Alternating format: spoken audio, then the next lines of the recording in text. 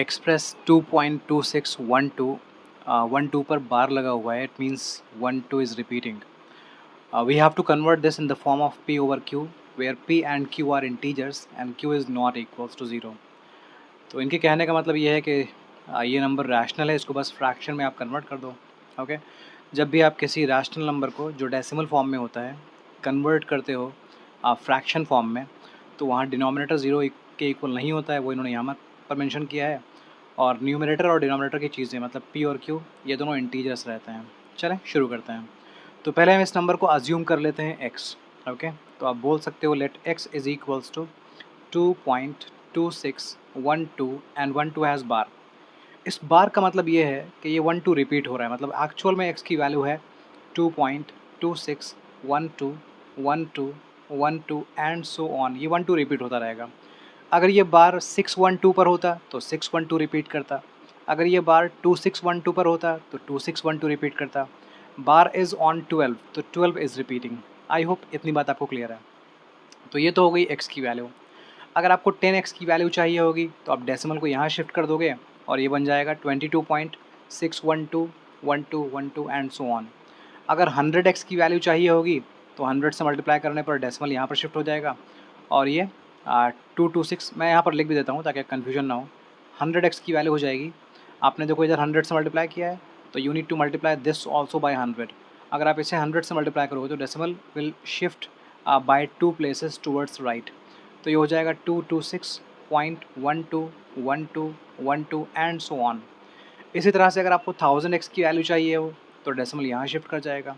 अगर आपको 10,000x की वैल्यू चाहिए हो 10,000x की वैल्यू चाहिए होगी तो सी 10,000 के लिए मैं क्या कर रहा हूँ, मैं इस वैल्यू को 100 से मल्टीप्लाई कर रहा हूँ तो इधर भी मुझे 100 से मल्टीप्लाई करना पड़ेगा.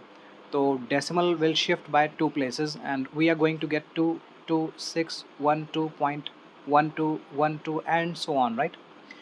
अब जो भी वैल्यूज़ मेरे पास हैं उन वैल्यूज़ में आप देखना कि डेसिमल के बाद का पार्ट कहाँ पर सेम है.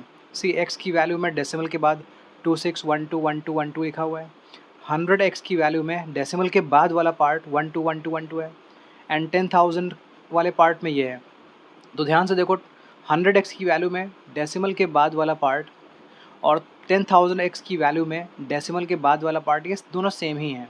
ओके.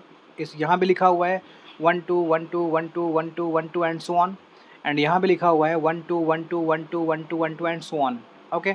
हमें इस तरह की दो वैल्यूज़ चाहिए होती हैं जहाँ डेसिमल के बाद वाला पार्ट सेम हो.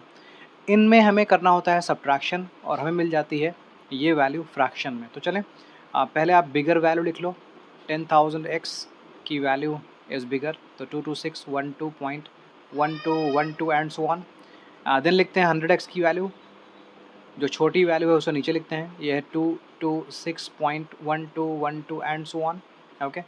एक बार देख लीजिए दोबारा डेसिमल के बाद का ये पार्ट और ये पार्ट इक्वल है तो इसी में हमें सब्ट्रैक्शन करना है.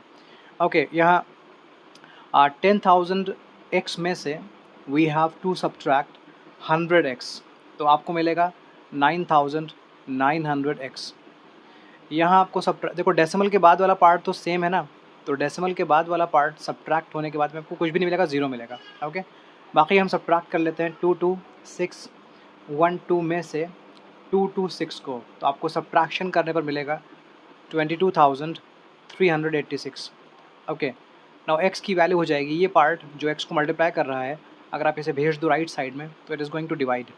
सो 22386 divided by 9900. I hope this much is clear. अब इसके आगे आप इसको कर लो रिड्यूस और आपको मिल जाएगा फाइनल आंसर. अगर रिड्यूस करने में प्रॉब्लम है तो आपकी हेल्प कर देता हूँ. You can divide this number by 2. If you divide this number by 2 you are going to get 11193 and if you divide this number by 2 you are going to get 4950. अभी इन दोनों numbers को हम कर सकते हैं 3 से डिवाइड. तो if you divide this number by 3 you are going to get 3731 and this is going to be 1650. इससे ज़्यादा ये रिड्यूस होता हुआ दिख नहीं रहा है तो 3731 over 1650.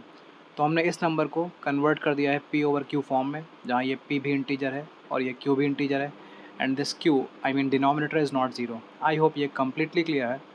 If there is any confusion you can write in the comment section.